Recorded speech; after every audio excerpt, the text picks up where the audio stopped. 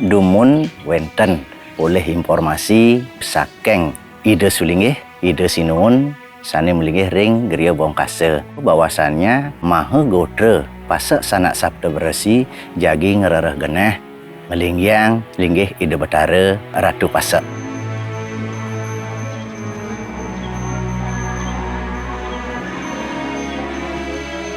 Nah, ketika itu di awal akan mendirikan perayangan dengan syarat-syarat tertentu. Syarat itu adalah dekat dengan Sadkayangan, dekat saat melasti, dapat melihat lautan dari bukit, tidak jauh dari bypass, tidak begitu ramai dan tidak juga begitu sepi. Ada akses jalan yang lancar, yang besar untuk bisa dilalui oleh kendaraan yang banyak.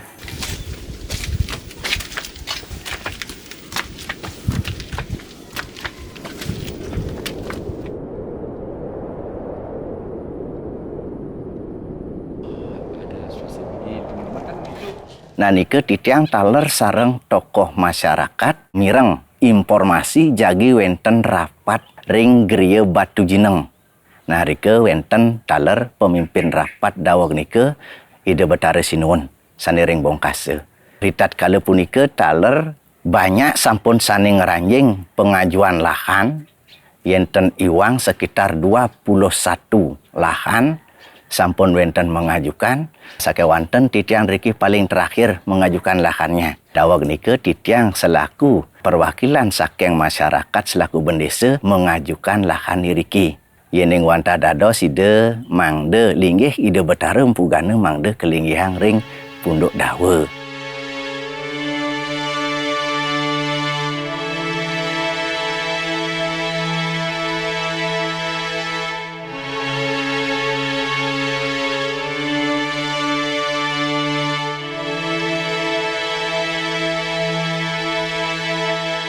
Ada 4 tempat pada awalnya kita tunjukkan. Ada di sebelah selatan, timur, tengah, barat, dan termasuk yang di sini sebelah utara. Berangkat dari itu, pada saat acara puja wali pengusaha desa Pura Pusah, ring desa adat Punduk Dawa, di sanalah kita berusaha mengumpulkan pemilik-pemilik tanah untuk kita tanyai apakah berkenan jika ada tanahnya terkena areal untuk pembangunan perayangan.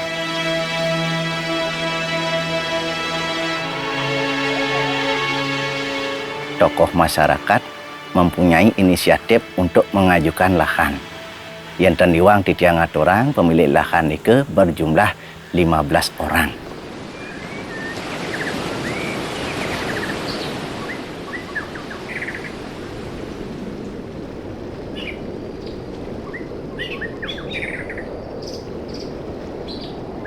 Sakewanten betara ide sinuun durung kayun memberikan keputusan.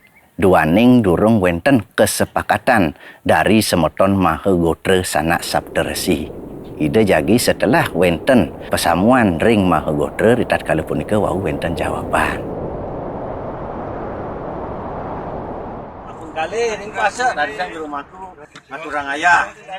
Sapunika makin wenten nak saya jaga ngaturang ayah dari sang. Yang makin jaga ceritanya waktu nikah kan dari ketersinggungan ya, di mana Seribu disuruh napak pertiwi. Yang secara nyata makin ini unsur saring ke rumahku. Tapi ngeragane kan nomor semeton kami yang dari Ulakan melakukan mengajar-ajar sebagai rentetan daripada upacara pitriannya bersama Ide Pandita ke dasar Buana Gel-Gel. Tetapi pada hari itu, momen itu dari pihak Pura tidak memperkenankan Sulinggih Pasak untuk mempuja Balai Gajah.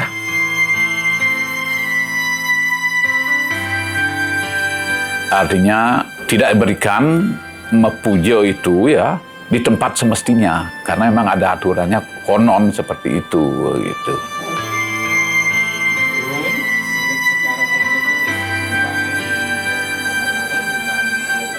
Yang membuat sensasinya itu ada fotografernya. Kebetulan angelnya dari situ difoto. Rame lah, jadi ketersinggungan.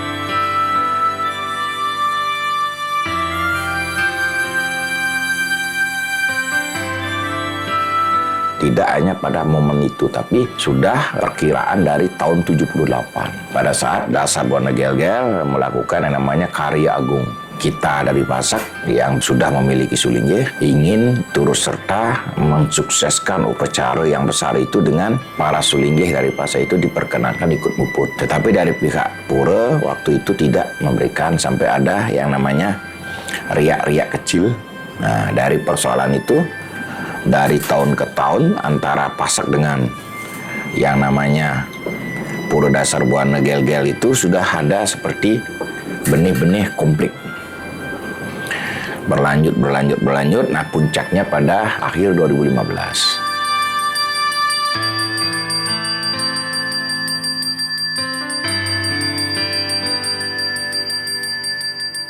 Mulai ada perdebatan terkait persoalan arti dan makna Sulinggih. Siapa yang disebut Sulinggih? Bagaimana itu Sulinggih?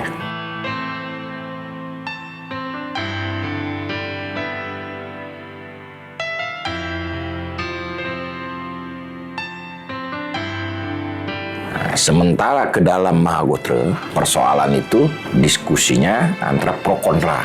Apa jalan tengah yang harus kita lakukan dengan pihak Dasar Buana Gel-Gel? Pertentangan antara pro kontra ini sudah sangat besar, sehingga Mahagotra membentuk yang namanya tim pencari fakta. Jangan sampai Mahagotra itu mendapatkan informasi sepihak hanya dari internal, tetapi kita perlu juga mencari informasi dari luar. Mahagotra Pasak sangat bersih. Kemudian dari tim pencari fakta, ada keputusan yang pertama kita lupakan itu sebagai kejadian yang manusiawi. Kemudian yang kedua kita berjuang sampai selesai. Nah, yang ketiga kita pindah. Margi meton becek kering gagal. Asiki. Poin inilah yang kita ajukan di Samonago. Nah, di Mahasabah inilah seluruh Pasak senusantara itu memutuskan bahwa Pasak menghindari konflik yang besar, konflik horizontal. Kita memutuskan membangun pura di Punduk Dawa.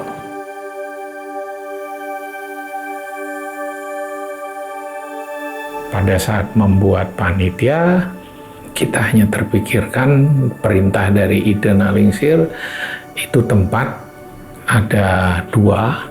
Satu sebagai pemujaan dari Empu Gane, yang pertama sebagai kawitan. Yang kedua di luhur beliau sebagai Trimurti. Sehingga semua masyarakat, semua orang Bali semua akan bisa memuja.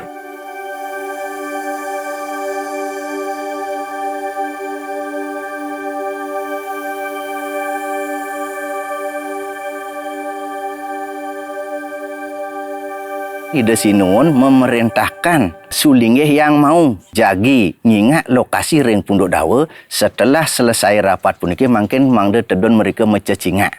Sakewanten pada saat paruman punika titiang nilpun saking Lempuyang Madia majarin nguningayang bahwasanya wenten Sulinggih, banyak Sulinggih akan turun jagi mencecingak ring lahan sani genah ring Punduk Dawa. Sani jagi ke anggen pura.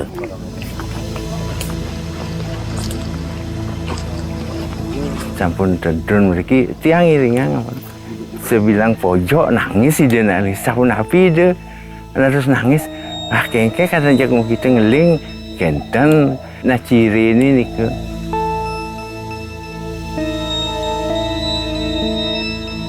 bahkan wenten Sulinggih ngenike de ben kija-kija dini subuh kenten dawak nike.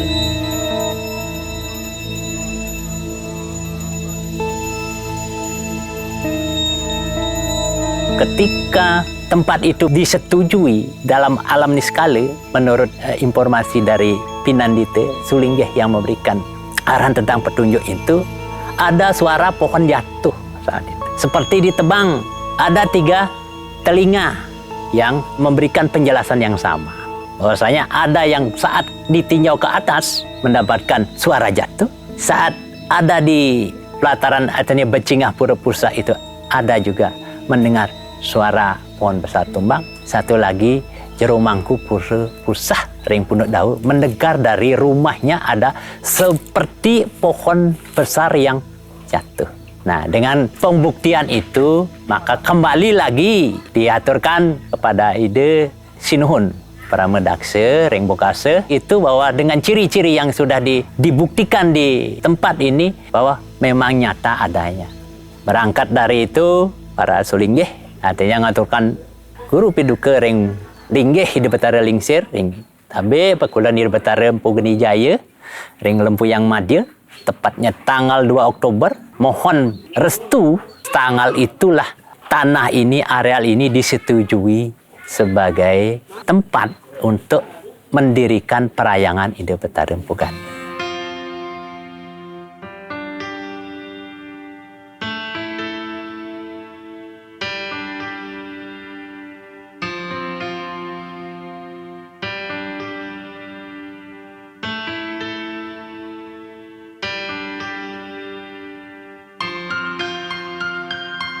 Pura itu adalah pur katanya. Awal katanya, asal katanya pur. Tempat, benteng. Inilah benteng kita.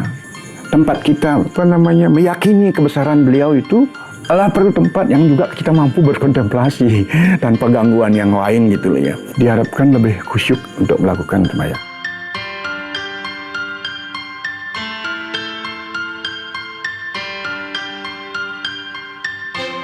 Jadi karena ini pura, biasanya yang pertama yang dicari itu pasti di kelompoknya. Kekuatan kelompok ini akan melahirkan kristal-kristal yang kira-kira bisa diajak bicara. Karena ini pura Pasek, pasti komunitas Pasek yang akan diajak membangun. Habis rapat di sekretariat Mahugutra itu ya, lalu sekarang berbicara tentang pembangunan. Nah, di mana kita cari arsitek? Berikanlah kami arsitek yang benar-benar, yang menjiwai, arsitek yang sudah punya nama, dan karakternya jelas bahwa pura itu adalah lain daripada yang lain.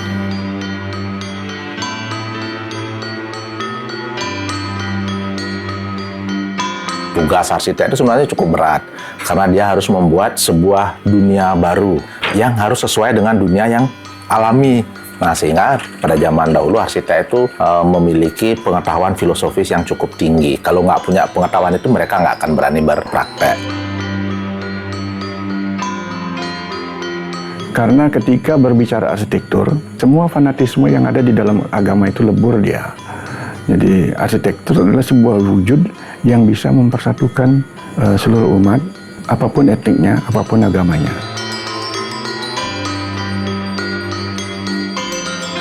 Tidak semua dapat kesempatan untuk merancang desain arsitektur pura utuh dari awal yang berhubungan dengan Pura Pasek ini. Dan tentu ini sebuah tantangan. Tidak mudah loh orang menerima tugas membuat pura dari nol itu. Karena menghadapi masa itu pasti perseteruannya panjang.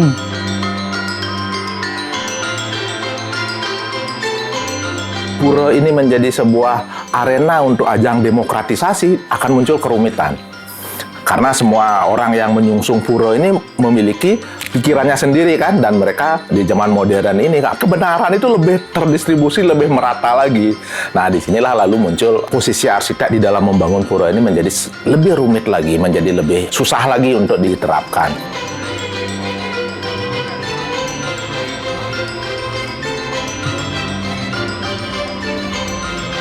Keberadaan pura tak terlepas dari pro kontra.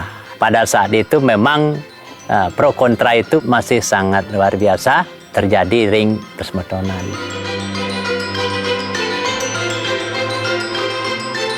Jadi ada yang setuju, masih ada yang tidak. Akhirnya karena kita sudah diputuskan dalam Samuan Agung yang harus membangun, nah kita harus bangun.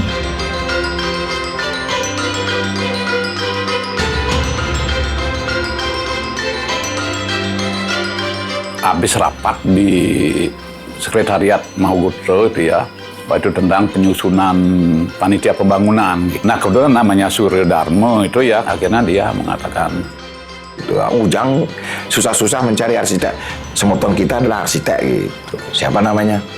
Disebutlah namanya Jero Ketut Siandana. Akhirnya kita koordinasi sama teman-teman juga yang terlibat di dalam kepanitiaan itu, rame-rame datang ke sini gitu.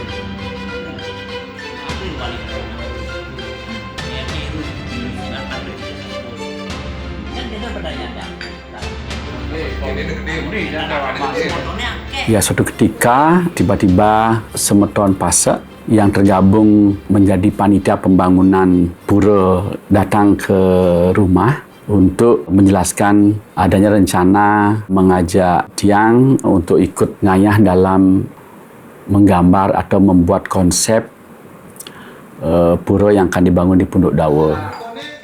Mungkin harus seperti itu. Sebelum menjadi Niki. Dari berusaha bertanya dan berusaha menginspirasikan bentuk bukit, saya berusaha membuat sketsa malam itu. Ada begini. Makanya dia Gambar ini adalah alat si arsitek menghimpun pendapat yang berbeda-beda. Nah, lalu melalui gambar ini, dia akan mengkoordinasikan semua kepentingan yang berbeda-beda ini. Setelah mengkoordinasikan, baru dijadikan sebagai alat berkomunikasi.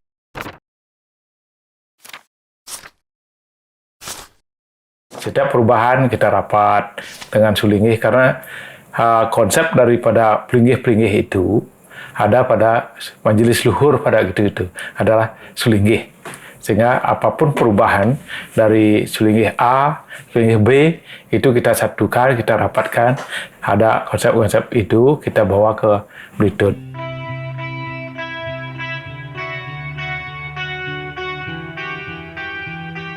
Dalam buat sketsa itu, ketika selesai dari teman-teman melihat bahwa sketsa yang terbentuk itu cukup merepresentasikan bentuk bukit dan harapan Sulinggih. Seperti layaknya sebuah candi yang merepresentasikan sebuah gunung, saya bayangkan pura ini nanti menjadi seperti gunung yang mini, dan di gunung-gunung ini akan ada pelinggih-pelinggih yang kita atau Semeton atau umat bisa mohon restu atau kerahayuan.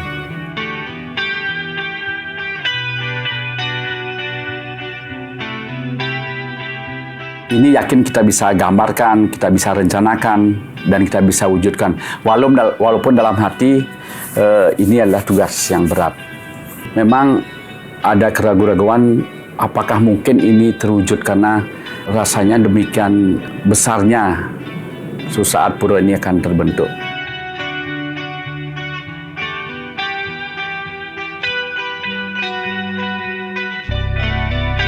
Kendala utama banyaknya masukan, ide-ide, kemudian kondisi lapangan, misalnya kontur tanah untuk struktur atau penerapan ide-ide dari pengempon, panitia, dan lain-lain ke komplek. Kita juga akhirnya diskusi panjang lebar sama tim panitia, tim pembangunan.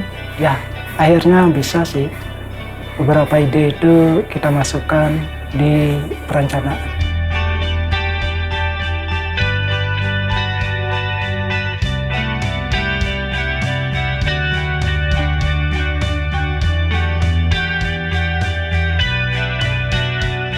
Kadang-kadang kita sebagai manusia itu ide yang bagus belum tentu ditangkapi bagus. Ya, ada rasa kok saya tidak diajak kan gitu modelnya. Kita jalan aja. Yang penting kita berbuat yang terbaik. Dengan sosialisasi ke berbagai daerah, Semeton Pasek berbondong-bondong untuk bergotong royong ke sana.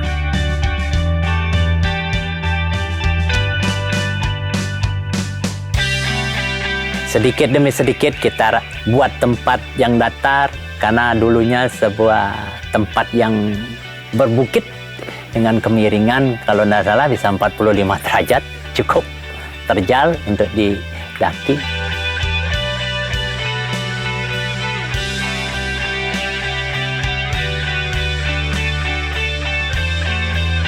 Yang makin pakaian Riki ngastawan Semeton nih, beli jebos. Sarang Mangku Gede Arya bisa celana pendek ngambil semen di bawah.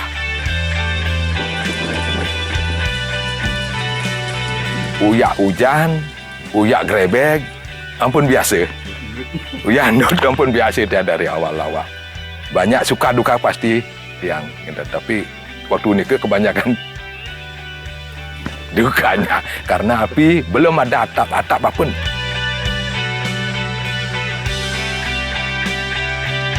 Yang di lapangan balik pewedan darurat karena hujan badai, longsorlah tanahnya. Ya hujan, banjir, longsor kita rasakan.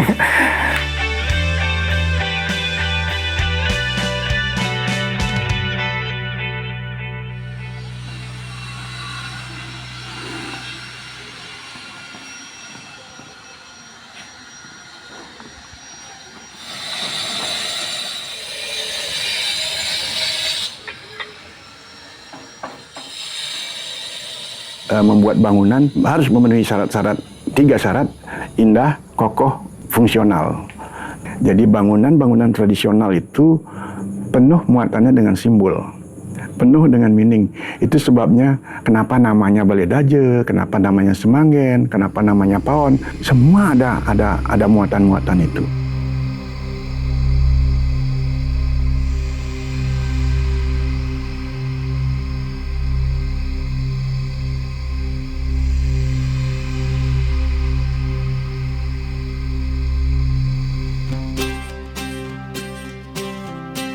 Penataan Pura Penataran Agung Catur Pariangan Ratu Pasak Linggih Ida Betara Empu Gano.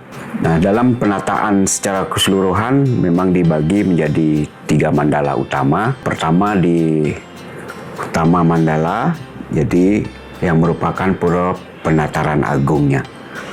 Nah, di mandala utama ini dibagi 3. Ada Utama Mandala, Madya Mandala, dan Nista Mandala. Nah, di Utama Mandala ada sejumlah pelinggih utama, yakni ada pelinggih Padma Nglayang, kemudian ada pelinggih Padma 3 yang memang didedikasikan untuk pemujaan Ida Betara Putrajaya, Ida Betari Dewi Danu, dan Ida Betara Genijaya. Nah, kemudian pelinggih Pepelik, kemudian juga ada Balai Gajah dan dibatasi dengan Candi Bentar. Bagian Madya Mandalanya ini ada 2 pelinggih yang memang berfungsi untuk penunjang sebagai balai pesandakan maupun kegiatan gegitan. Nah, untuk di sonasi di Nista Mandalanya memang ada peseraman sulinggih di sini, kemudian ada balai yang memang dipergunakan untuk berdiskusi, kemudian barangkali melakukan dharmatula terkait dengan kepasakan maupun Hindu secara umum. Bagian Madya Mandala, nah ini juga dibagi 3. Ada Utama, Madya, dan Nista. Nah, di Utama ini yang juga disusun dengan jajar kemiri, jadi ada pelinggih Padmasana, kemudian ada pelinggih Meru Tumpang 5 yang didedikasikan untuk pemujaan kepada yang Pancersi. Kemudian di sebelahnya ada Meru Tumpang 7 untuk yang Saptersi. Kemudian di sebelahnya Balai Pengelurah atau Ngelurah Agung. Kemudian ada Balai Pepelik Agung, kemudian ada Gedong Simpen. Balai Panjang ini merupakan tempat Ida Sulinggih melakukan pemujaan, ada Balai Pewedan dan ada Balai Gegitan. Nah, ini dibatasi kemudian oleh Kori Agung yang memisahkan antara disonasi Madya ini dengan di daerah Madya Mandala yang merupakan penatah ataupun ruang kosong untuk kegiatan pecaruan dan seterusnya. Kemudian ada Wantilan, nah dipergunakan untuk kegiatan aktivitas budaya, pentas maupun lain sebagainya. Nah, untuk di daerah Nista ini memang relatif kosong yang dipergunakan pada sisi utama mandalanya merupakan sonasi untuk pura persimpangan dalam pednya, kemudian ada halaman yang dipergunakan untuk parkir ataupun kegiatan pentas pada saat upacara berlangsung. Nah, demikian juga ada ruang servis di sini untuk di bangunan penunjang seperti mechanical, electrical, dan genset dan lain sebagainya. Nah, yang menarik karena tata ruangnya di bukit yang terjal seperti ini, kemudian dari para Sulinggih juga menghendaki ada pelinggih-pelinggih dengan jumlah yang cukup banyak. Nah, itu menyebabkan penataannya membutuhkan pemasangan struktur utama sebagai senderan sehingga membentuk lapisan-lapisan yang relatif tinggi antara satu level dengan level yang lain. Nah, untuk mencapai akses dari Mr. Mandala ke Madya, nah ini juga disediakan akses untuk masyarakat barangkali yang tua maupun untuk Selinggih karena relatif tinggi seperti ini disepakati untuk menggunakan lift. Jadi disediakan juga ruang lift yang dimanfaatkan sekaligus sebagai balik kurkul di atasnya. Akses sehari-hari atau akses untuk masyarakat umum barangkali yang sehat, silahkan menggunakan jalur tangga dari Mr. Mandala ke Madya Mandala.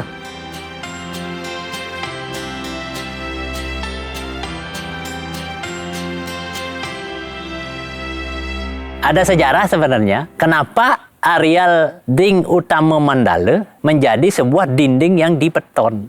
Dalam konsep luasan membentuk perayangan itu dibutuhkan di sana ada paling sedikit 25 are.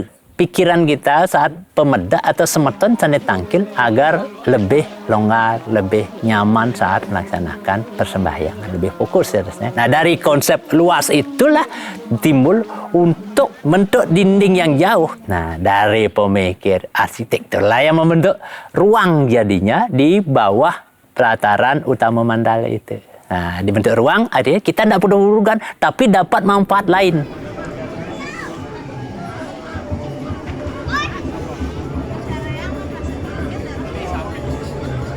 Karena sebagai seorang arsitek, dia akan menjadi seseorang yang bertanggung jawab di samping untuk terwujudnya bangunan tersebut, bertanggung jawab agar bangunan tersebut juga memunculkan fungsi yang seharusnya, baik itu untuk spirituality dan fungsi untuk menjelaskan kondisi yang ada yang awalnya mungkin dianggap negatif menjadi positif, juga fungsi mendamaikan situasi yang terjadi.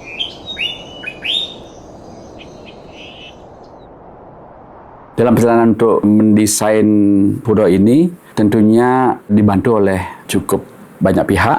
Artinya lebih karena masuk itu agak gitu. Maksudnya agak dalam gede. Dari arsitek, beberapa arsitek, kemudian ada beberapa teman sipil, konstruktur, kita padukan sih semua. Kita diskusikan gimana baiknya sehingga dari masukan-masukan teman-teman kita bisa dapatkan hasil yang maksimal.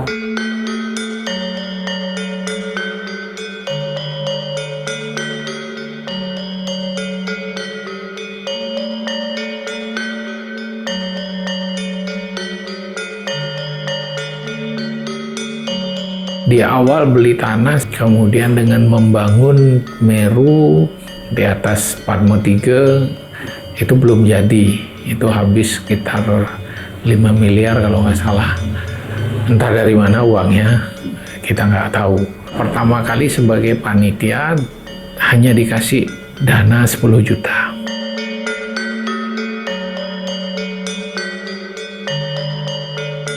Dulu kan dana kita juga terbatas, nah dari tim diupayakanlah nyari dana dari bantuan pemerintah, hibah. Ya kita sama-sama dari panitia mengajukan proposal. Kita kan juga studi gambar, nah dari gambar berkembang, ada masukan-masukan, kemudian dananya juga berkembang.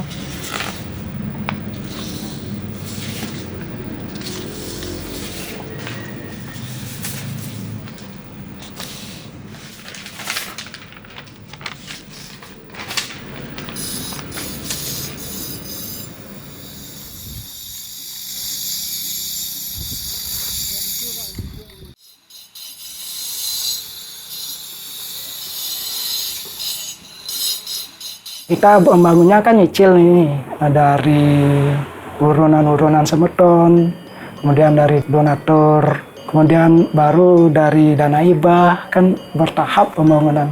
Kita dapat menyelesaikan satu step, satu bangunan. Lanjut membangun sampai kepada persoalan hari pertama melakukan puja wali.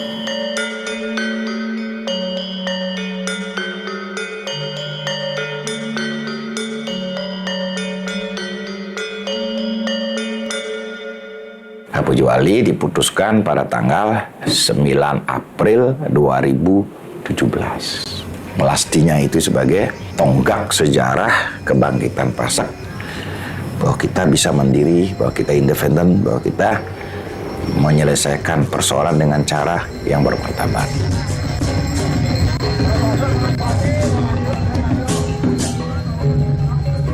Kita pendak dari Besake, kemudian sampai di Klungkung, kita tedun, sana napak Pertiwi, artinya jalan kaki lah gitu, menuju Perut Dawo.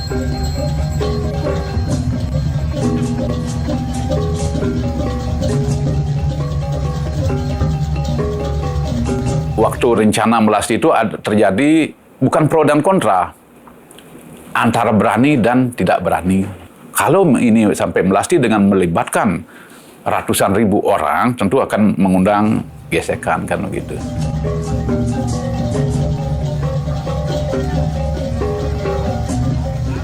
Tetapi pada saat audiensi ke Polres Klungkung, di sana saya mendapat jawaban sangat bagus dari Kapolresnya. Bahasanya begini, bahwa warga Pasak cukup cerdas dalam menyelesaikan masalah, melakukan perlawanan dengan bermartabat gitu. Oke, pokoknya aman, pokoknya Polres Klungkung siap untuk membackup.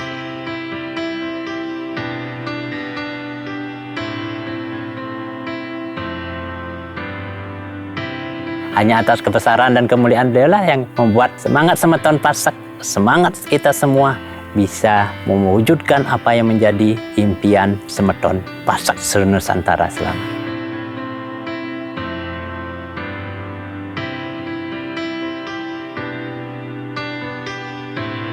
Itu bercerita sebagai simbol kemandirian, bahwa Pasak mewujudkan suatu kemandirian, dibangun bangunan itu. Kemudian tanpa Pak Ketut pikirkan atau beliau Ketut pikirkan sebagai arsitek, desainnya pun cerita bahwa bangunan itu menceritakan masa lampau, masa kini, dan akan datang.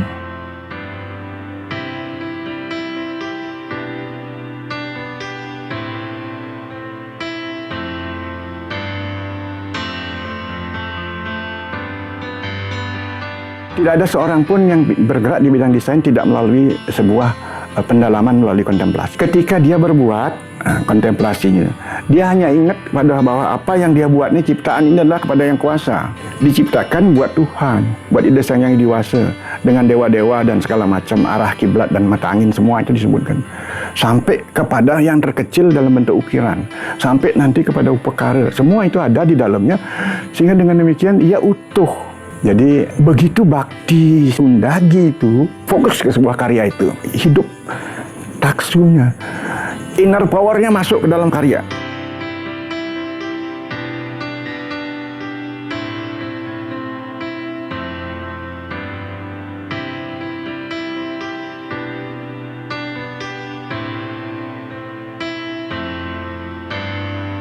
Kedepan dia akan menjadi pura yang menghidupi, pura yang menjadi tingtong pemikir dari peradaban kemanusiaan ke depan.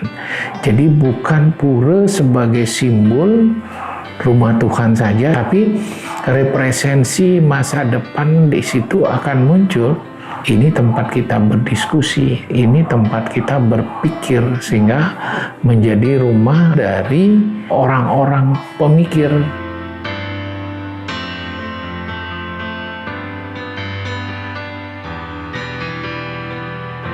Mudah-mudahan dengan adanya pura ini yang lebih lagi yang perlu dipikirkan ke depannya, bagaimana membuat regulasi agar dia tidak dipenuhi oleh hal-hal yang menurut saya mengurangi nilai kesuciannya.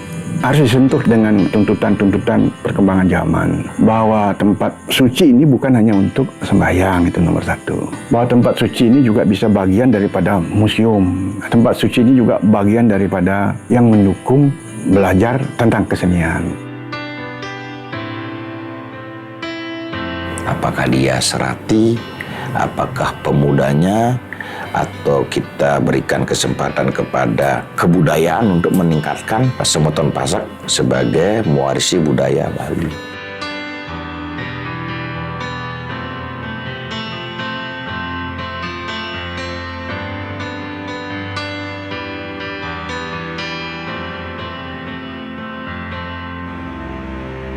dumugi ngamulihang kerajaan sarang sami selalu astiti bakti ring hidup betari kita iling yang widi guyup ring semetona. Tetap kita berserah kepada beliau agar hati ini menjadi tenang, terang. Semoga pencerahan dan kekuatan itu bisa masuk ke dalam setiap insan.